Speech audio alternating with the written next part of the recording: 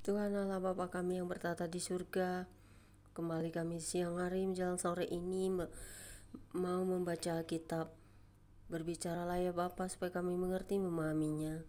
Apapun yang kami dengar dan baca, kiranya ini akan selalu menjadi peringatan, kekuatan, kesehatan dan segala hal. Kami percaya ketika kami membaca firman kami dikuatkan, ketika kami membaca firman kami disehatkan, baik akal budi, pikiran dan hati dan jiwa kami disehatkan selalu karena firman-Mu. Selalu membawa kami kepada kebenaran dan kebaikan Tuhan selalu. Karena itu materaikan kami dengan Roh Kudus-Mu yang suci untuk memahami, mengerti hikmat daripada firman-Mu. Lindungi kami dari kejahatan dunia ini, apapun yang akan mengganggu kami, menghalangi kami untuk datang kepadamu. Tetaplah kami kuat dalam segala pencobaan, karena ada Tuhan Yesus Kristus yang adalah firman di dalam hati dan jiwa kami, yang termeterai selamanya di dahi kami. Terima kasih Bapa di surga, kuasai kami dengan Roh-Mu yang suci selalu, untuk selalu hidup dalam firman-Mu. Haleluya, amin. Roh Kudus berkuasalah, hancurkan kuasa-kuasa kegelapan. Pembacaan Alkitab di siang hari ini terambil dari Yosua 10 ayat 1 hingga dengan ayat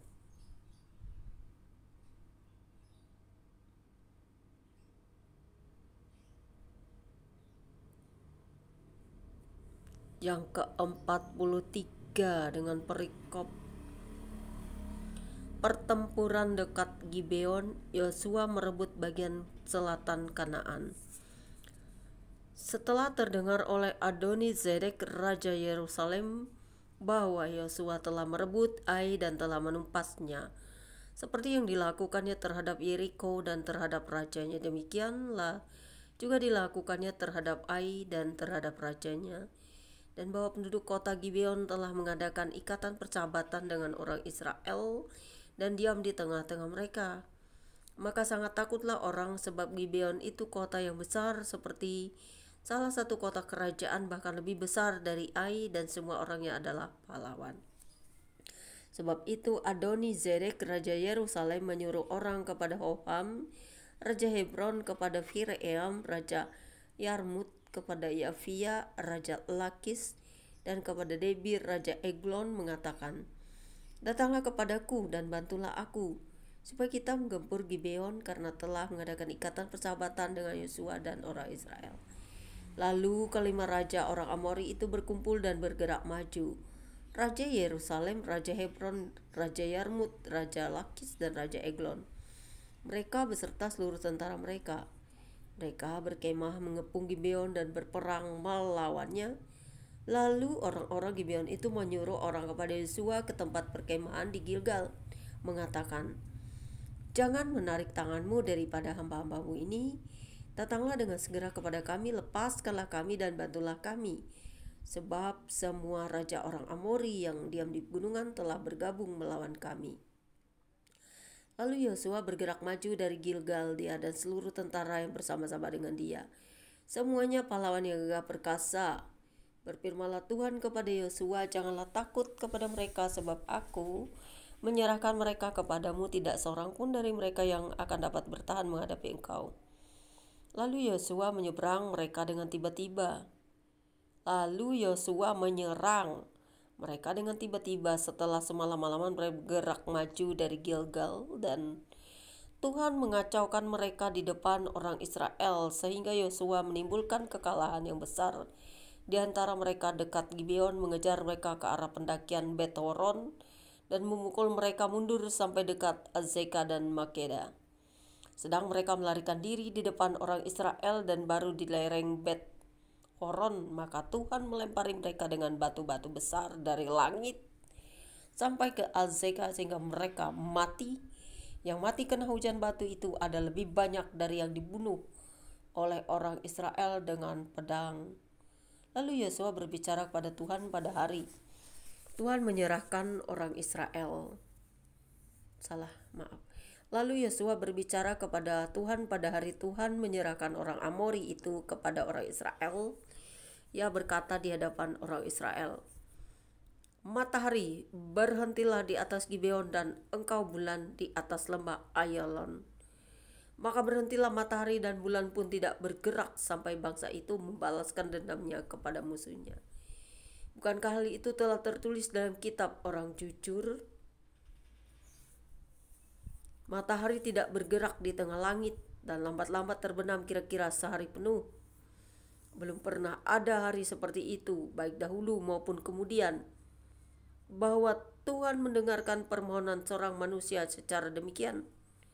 Sebab yang berperang untuk orang Israel ialah Tuhan. Kemudian Yosua dan seluruh orang Israel yang menyertainya pulang kembali ke tempat perkemahan di Gilgal. Kelima raja itu melarikan diri dan bersembunyi di dalam goa di Makeda. Kepada Yosua dikabarkan demikian. Kelima raja itu telah ditemukan bersembunyi di dalam goa di Makeda. Lalu berkatalah Yosua, gulingkanlah batu-batu yang besar ke mulut gua itu dan tempatkanlah di sana orang untuk menjaga mereka. Tetapi janganlah kamu berhenti, kejarlah musuhmu dan hantamlah barisan belakangnya. Janganlah biarkan mereka masuk ke dalam kota-kota mereka, sebab Tuhan Elohimmu menyerahkan mereka kepadamu. Setelah Yosua dan orang Israel selesai menimbulkan kekalahan yang besar di antara mereka sampai mereka dihancurkan sama sekali, beberapa orang dari mereka dapat lolos dan masuk ke kota-kota yang diperkuat. Pulanglah seluruh bangsa itu dengan selamat kepada Yosua ke tempat perkemahan di Makeda. Tidak ada seorang pun yang berani melemparkan kata-kata ancaman terhadap orang Israel. Kemudian berkatalah Yosua, bukalah mulut gua dan keluarkanlah kelima raja itu dari dalam dan bawa kepadaku. Dilakukan oranglah demikian, kelima raja itu dikeluarkan dari gua itu dan dibawa kepadanya Raja Yerusalem, Raja Hebron, Raja Yarmut, Raja Lakis, dan Raja Eglon. Setelah raja-raja itu dikeluarkan dan dibawa kepada Yosua, maka Yosua pun memanggil semua orang Israel berkumpul dan berkata kepada para panglima tentara yang ikut berperang bersama-sama dengan dia, marilah dekat, taruhlah kakimu ke atas tengkuk raja-raja ini. Maka datanglah mereka dekat dan menaruh kakinya ke atas tengkuk raja-raja itu. Lalu berkatalah Yosua kepada mereka, janganlah takut dan janganlah tawar hati, kuatkan dan teguhkanlah hatimu, sebab secara itulah akan dilakukan Tuhan kepada semua musuhmu yang kamu perangi. Sesudah itu Yosua membunuh raja-raja itu dan menggantung mereka pada 5 tiang, dan mereka tinggal tergantung pada tiang-tiang itu sampai matahari terbenam. Tetapi menjelang matahari terbenam atas perintah Yosua, mayat mereka diturunkan dari tiang-tiang itu dan dilemparkan ke dalam goa tempat mereka bersembunyi. Lalu mulut goa itu ditutupi orang dengan batu-batu besar yang masih ada sampai sekarang. Pada hari itu Yosua merebut Makeda dan kota itu dipukulnya dengan mata pedang, juga rajanya. Kota itu dan semua makhluk yang ada di dalamnya ditumpasnya.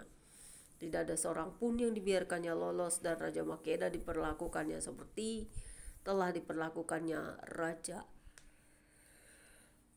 Yeriko. Kemudian Yosua dengan seluruh orang Israel berjalan terus dari Makeda ke Libna, lalu memerangi Libna, dan Tuhan menyerahkan kota itu juga kepada orang Israel beserta rajanya.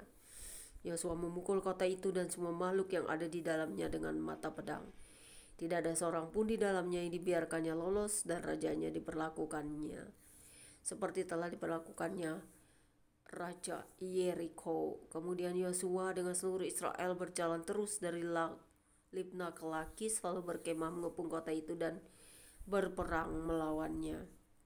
Dan Tuhan menyerahkan Lakis kepada orang Israel. Yosua merebut kota itu pada hari yang kedua. Kota itu dan semua makhluk yang ada di dalamnya dipukulnya dengan mata pedang, tepat seperti yang dilakukannya terhadap Libna. Lalu Horam Raja Gezer maju untuk membantu Lakis, tetapi Yosua menewaskan dia dan rakyatnya, sehingga tidak ada seorang pun padanya yang dibiarkan lolos. Kemudian Yosua dengan seluruh Israel berjalan terus dari Lakis ke Eglon, lalu mereka berkemah mengepung kota itu dan berperang melawannya. Kota itu direbut mereka pada hari itu juga dan dipukul dengan mata pedang semua makhluk yang ada di dalamnya.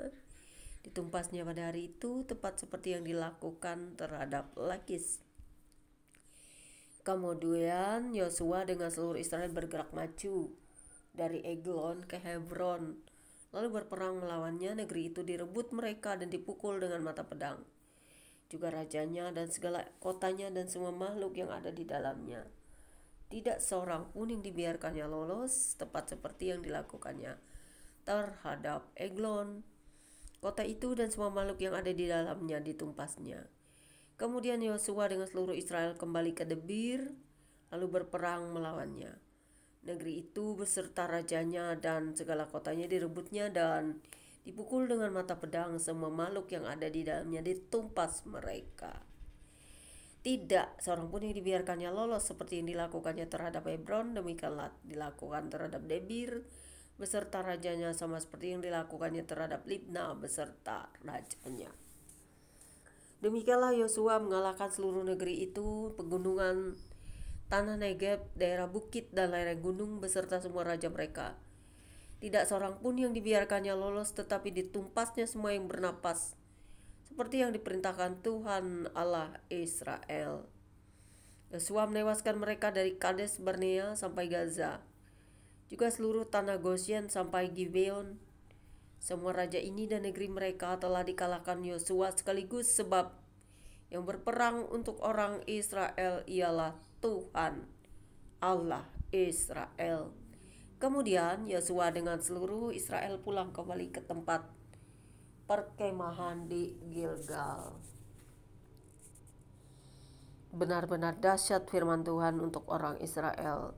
Dari zaman perbudakan hingga zaman sekarang, Israel selalu menang melawan musuh-musuh yang menjahati mereka. Berbahagialah setiap kita yang memelihara firman Tuhan serta menjadi pelaku-pelaku firman, tetap mendoakan bangsa Israel untuk pertobatan, untuk cinta kasih Tuhan yang luar biasa kepada mereka yang sangat keras hati dan tegar tengkuk. Karena Tuhan jika mengasihi orang yang paling jahat sekalipun, bagaimana dengan orang-orang yang tidak jahat? Tentu Tuhan akan mengasihi lebih dari yang jahat. Tetapi kasih Tuhan itu adalah adil dan benar. Dia tahu hati kita, jiwa kita, seluruh keberadaan hidup kita. Dari dalam kandungan kita dibentuk sampai kita menjadi kembali kepadanya. Dia tahu semua karakter kita karena dialah yang membentuk kita.